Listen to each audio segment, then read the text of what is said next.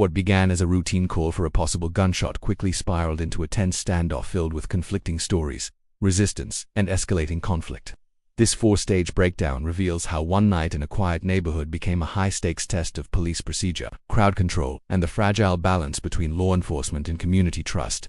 The incident began in what should have been a routine evening for the police. This part of the incident, a call reporting gunshots in a residential neighborhood. The first moments of the case were filled with confusion, tension, and uncertainty.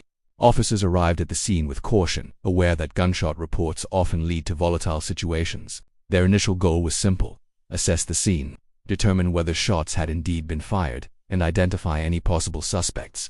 Upon arrival, officers quickly began gathering witnesses and residents to understand what had happened. A stream of voices, some anxious, some defensive, filled the air. Officers were faced with contradictory statements. Some witnesses confirmed hearing gunshots, others thought it was fireworks. This uncertainty created a chaotic atmosphere where officers had to carefully separate fact from speculation. The scene at 509 Engelhart Terrace was noisy, full of shouting, overlapping voices, and individuals coming to the door, each offering their version of events. The officers' first task was to identify who lived in the area and whether anyone inside the apartments was armed. They approached the building cautiously and asked several residents to step outside. Residents responded hesitantly, some confused about why police were there. The confusion over apartment numbers, whether it was apartment A or apartment B, delayed officers' initial progress. This hesitation reflected the residents' uncertainty and possible apprehension about police involvement. One officer began questioning an individual named Senora. She was reluctant to comply initially, requesting clarification, which slowed the process.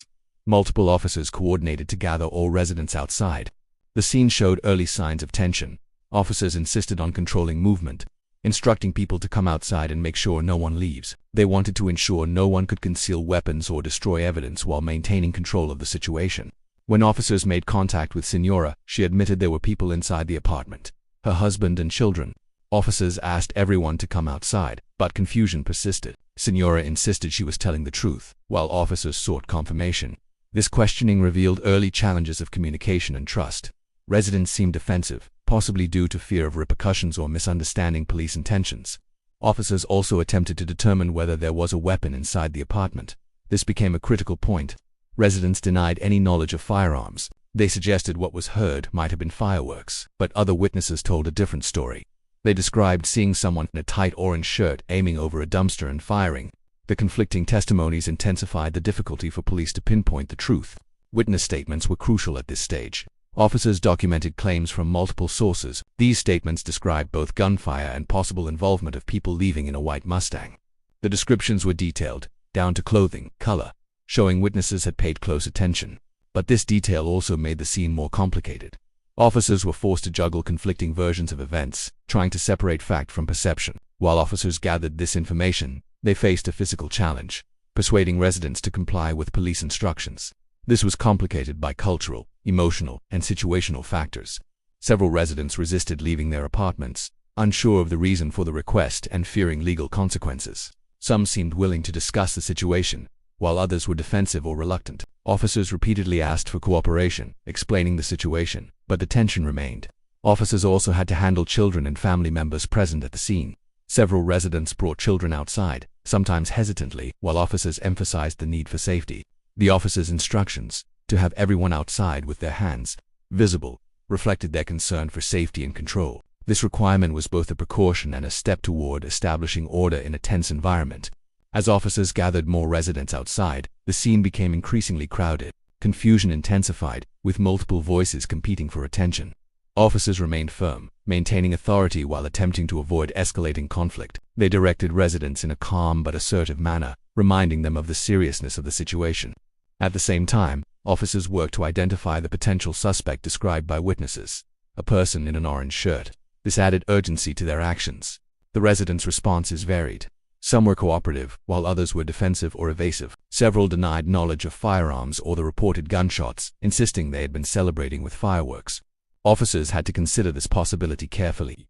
The difference between gunfire and fireworks might seem minor, but for law enforcement, it was critical, because firearms discharge in a residential area posed a direct risk to public safety and required immediate investigation. By the end of this initial stage, officers had made some progress.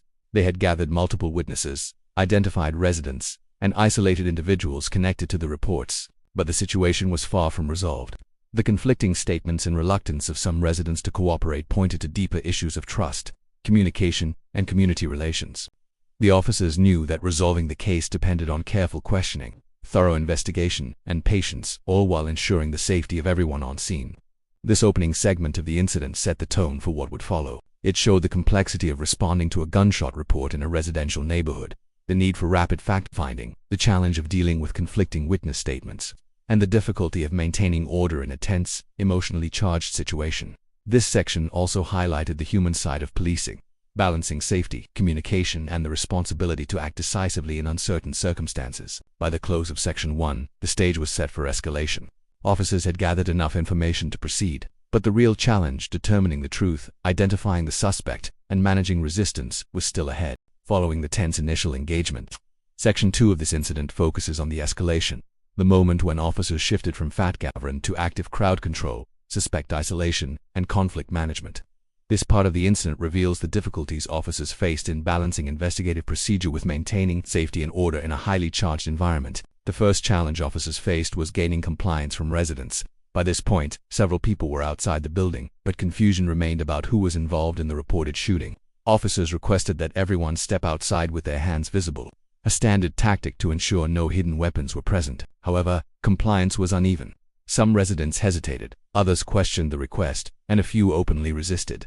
The officers had to repeat instructions multiple times, signaling both the residents' uncertainty and the difficulty of enforcing compliance without provoking hostility.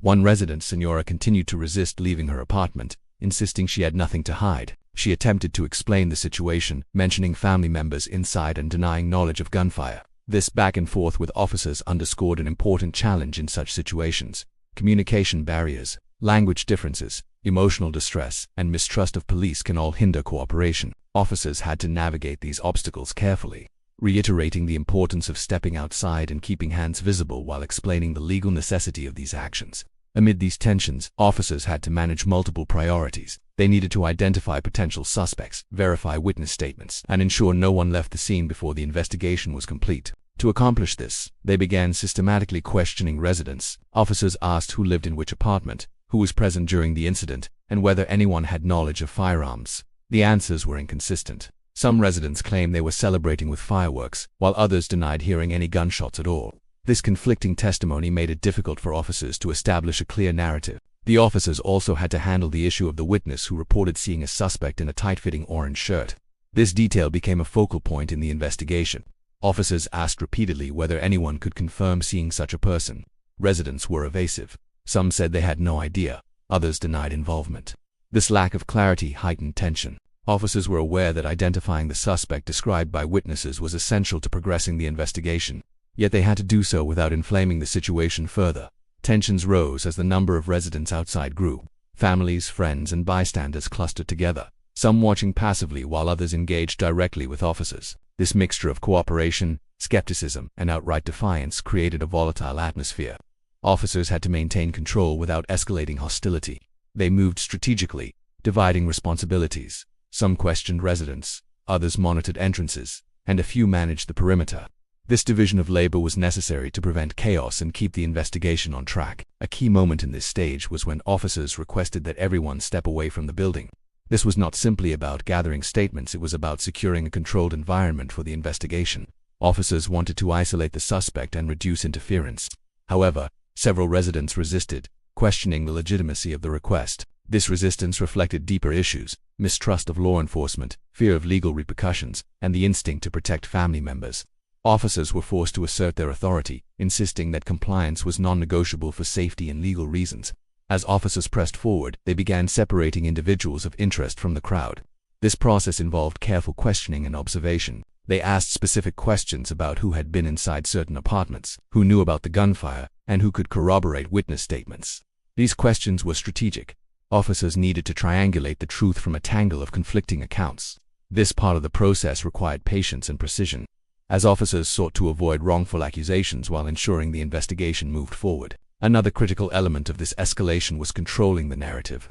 In any incident of this nature, rumors and misinformation can spread quickly, heightening tension. Officers had to manage both the physical scene and the information flowing from it. They repeatedly addressed residents, asking them to focus on the investigation and refrain from speculation. This effort reflected an awareness that uncontrolled narratives could derail the investigation and complicate their ability to restore order. The officers also faced logistical challenges. They had to ensure that children and vulnerable individuals were safe, while also keeping the crowd under control. Several residents had brought children outside, and officers needed to balance their investigative duties with the responsibility to protect these minors. This involved asking some residents to step aside, explaining procedures clearly, and ensuring that no one was placed in unnecessary danger during the questioning. By the end of this stage, the situation had clearly shifted from initial confusion to active control. Officers had isolated several individuals for further questioning and established a perimeter to secure the scene. They had gathered witness accounts, though these were still contradictory, and focused their attention on verifying whether gunfire had indeed occurred and identifying any responsible parties. The scene remained tense, with residents expressing both cooperation and resistance, and officers maintaining a careful balance between assertiveness and de-escalation. This escalation phase reveals the complexity of handling a potential gunfire incident in a residential area. It is not simply about identifying a suspect, it is about managing human behavior, communication barriers, and conflicting narratives. For the officers, this meant navigating a delicate balance, acting decisively to secure the scene while avoiding unnecessary escalation that could endanger both the public and the officers themselves. After repeated refusals to cooperate and continued verbal confrontations, the officers prepared to escalate the situation. Their priority remained ensuring the safety of both the woman and her children while resolving the standoff peacefully. The officers continued to attempt to engage with her calmly, explaining the legal necessity for sobriety testing and welfare checks. "We want to avoid arrest if possible, but we need to determine whether you are able to drive," one officer explained. The woman, however, refused to engage in any cooperative process, stating multiple times that she had done nothing wrong. The woman's responses grew more inconsistent. At times she responded with mockery and sarcasm, and at other times with defiance. She challenged the officers repeatedly, questioning their authority and the reasons for their actions. She said phrases such as, "I'm not going to respond to honey," "You don't know me, and I want to go home," while refusing all requests to step out of the vehicle or submit to sobriety testing. Her tone vacillated between hostile aggression and an almost playful disregard for authority, which frustrated the officers. Officers tried to reiterate their concerns for her welfare and the welfare of her children. They explained that her slurred speech, erratic behavior, and refusal to answer questions required further investigation.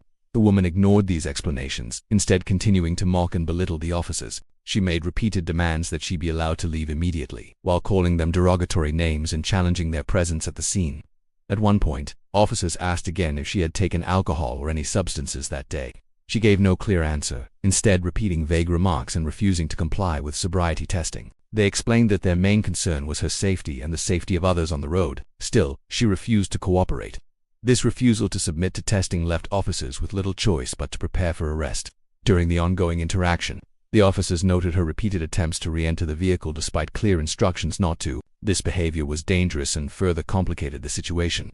Officers gave her multiple warnings, asking her to step away from the car for her safety. She ignored those commands, continued arguing, and made sarcastic remarks about the officers' requests. At times she laughed, at other times she became verbally confrontational. The officers also noticed the presence of several water bottles inside the vehicle. They asked her about their contents, suspecting they could be relevant to her state of intoxication. She refused to answer and instead mocked the request, saying, "Go sniff it," and making other sarcastic comments. Her defiance and hostility suggested she was unwilling to provide any helpful information. This further strained the officers' ability to de-escalate the situation. In an effort to diffuse tensions, officers reminded her that they wanted to avoid arrest if possible. They explained that cooperating would make the process easier and less stressful for everyone. She rejected these suggestions outright, asserting her right to refuse testing and insisting that she had done nothing wrong. Her refusal to cooperate continued despite repeated explanations of the legal requirements and the officers' concerns for safety. The two children remained in the patrol vehicle under supervision. Officers had placed them there earlier to keep them safe and dry, away from the verbal confrontation between their mother and the police. They reassured the children that their mother's situation was being handled and that they would be safe. Their children were visibly upset, watching their mother's interaction with the officers. Their presence added urgency to the situation, as the officers were aware that any escalation could affect the children's emotional well-being. Officers decided that a mental health professional should be brought to the scene to evaluate her condition. They informed her of this plan. She responded dismissively, continuing to resist all instructions and making sarcastic remarks about their efforts. Her behavior suggested that she did not recognize the seriousness of the situation. She insisted she should be allowed to leave, repeatedly stating she had done nothing wrong and accusing officers of targeting her unfairly. The woman's resistance escalated when officers attempted again to have her step out of the vehicle. She became louder, refusing to comply and insisting on her right to stay inside. Officers warned her multiple times that failure to comply would result in her being placed under arrest. She ignored these warnings, continuing to verbally challenge them. Her behavior became increasingly erratic, making it difficult for officers to maintain control of the situation. As officers prepared for further action, they continued to explain that their main concern was safety. They emphasized that their goal was not to punish her but to ensure that she was not a danger to herself or others. The woman's responses remained unpredictable. At times, she mocked them. At other times, she became defensive or sarcastic. Her refusal to cooperate left officers with no choice but to escalate. Eventually, the officers decided they would have to physically remove her from the vehicle if she continued to refuse to step out. They warned her again of the consequences of non-compliance, explaining that they wanted to avoid using force but could not allow her to remain in the vehicle in her current state. She continued to resist verbally, making mocking remarks, refusing to acknowledge their authority, and insisting on her right to go home at the same time. The officers continued to document her behavior and collect evidence. They made clear that her repeated refusal to cooperate, her erratic actions, and her inability to answer questions about her condition and substances taken left them no alternative but to proceed with arrest for the safety of all involved.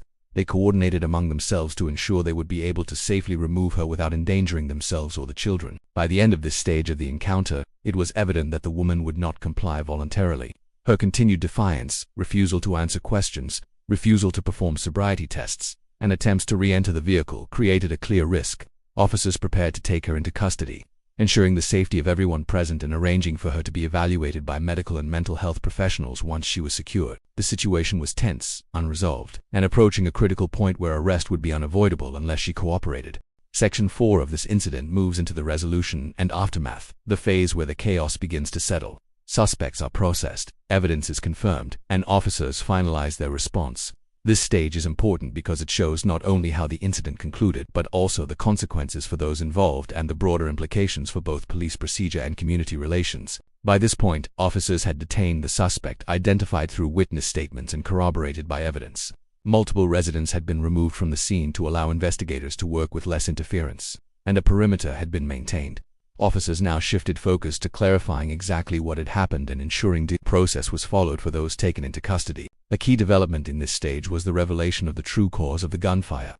Through questioning and evidence examination, officers discovered that the suspect, Martinez, had fired rounds into the air to celebrate his grandmother's arrival in America on a 10-year visa. This explanation, while unusual, added an important layer of context. It also highlighted how initial assumptions, often formed under chaotic circumstances, can differ significantly from reality. This was a turning point in understanding the incident, and it shaped the officers' approach to processing the suspects. The discovery of bullet casings near Martinez's vehicle was crucial. It not only confirmed gunfire, but also directly linked the suspect to the discharge of a firearm. This evidence justified the officers' actions up to this point and provided a legal basis for the charges they would file. It also addressed the conflicting witness statements. Although some had insisted it was fireworks, physical evidence proved otherwise. This underscores a central principle of policing: the importance of tangible evidence in resolving disputes and determining the truth. Once the nature of the incident was clear, officers began processing the individuals involved. Martinez, along with others present, was taken to the police department for further questioning. The process involved ensuring suspects understood their rights, confirming their identities, and documenting their involvement. Officers maintained clear communication, explaining procedures and charges. This step demonstrated adherence to protocol while also showing sensitivity to the complexity of the situation. The scene at this point remained tense but more controlled. Officers worked to calm remaining residents, reassuring them that the situation was under control and explaining why arrests had been necessary. This communication was important for preventing further escalation and maintaining trust in law enforcement. Officers also made a point to separate juveniles from adult suspects, recognizing legal and safety requirements. This reflected a careful balance between enforcement and protecting vulnerable individuals. The emotional dynamics of this phase were significant. Family members argued, pleaded, and in some cases resisted the arrests. Officers responded with patience but firmness, ensuring that the processing of suspects was done without further physical confrontation. They sought to avoid unnecessary escalation while making it clear that the incident was serious and that there would be consequences. This balance of firmness and de-escalation is a key skill in policing, especially in situations that have already involved conflict. Charges were formally brought against Martinez and another suspect, Justice. Martinez faced weapons offenses and aggravated assault, while Justice was charged with weapons offenses and obstruction. These charges reflected both the severity of the incident and the evidence gathered by officers. Charging decisions are not taken lightly. They involve careful review of witness statements, physical evidence, and the specifics of the confrontation. This stage underscored how thorough investigative work culminates in formal legal action. Another important aspect of Section 4 was the handling of juvenile involvement. Mia, a minor present during the incident, was released with charges pending. This decision reflects legal considerations around juvenile justice, where the emphasis is often on rehabilitation and protection rather than immediate punitive action. Officers ensured Mia's safety and legal rights while processing her involvement, illustrating sensitivity to both legal requirements and community trust. The resolution phase also involved logistical challenges. Officers had to transport suspects, process statements, and ensure all evidence was secured. This required coordination between officers on scene and those at headquarters. Maintaining chain of custody for evidence, particularly the handgun and casings, was crucial to ensuring the integrity of the case. This part of the process illustrates the procedural backbone of policing: careful documentation, adherence to legal standards, and clear communication. The final moments of the incident saw officers reflecting on the complexity of the case. They discussed the challenges they had faced: contradictory witness statements, resident resistance, communication barriers, and the need to maintain control without excessive force. These reflections are a normal part of policing, as officers analyze what happened to learn and improve future responses. The incident provided important lessons about crowd management, evidence gathering, and the importance of clear communication. From the community perspective, the resolution brought mixed reactions. Some residents expressed frustration at the arrests, insisting the gunfire had been harmless celebration.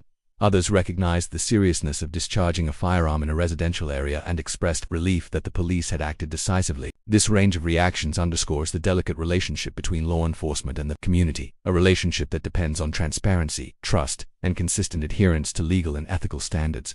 By the close of Section 4, the scene had been resolved. Officers had secured suspects, confirmed the nature of the incident, processed arrests, and ensured proper legal procedures were followed. The chaotic gunshot call had transformed into a structured investigative and enforcement process, ending with clear legal consequences. This resolution emphasized the importance of a methodical approach to policing, one that balances immediate action with careful investigation, procedural fairness, and attention to community impact. In some Section 4 shows that resolving such incidents is more than just making arrests. It requires evidence gathering, careful processing, attention to legal standards, and managing community relations. The aftermath of this incident illustrates the complexity of modern policing, where the resolution of a single call involves not only addressing a crime but also navigating human behavior, legal responsibilities, and the long-term implications for trust between police and the public.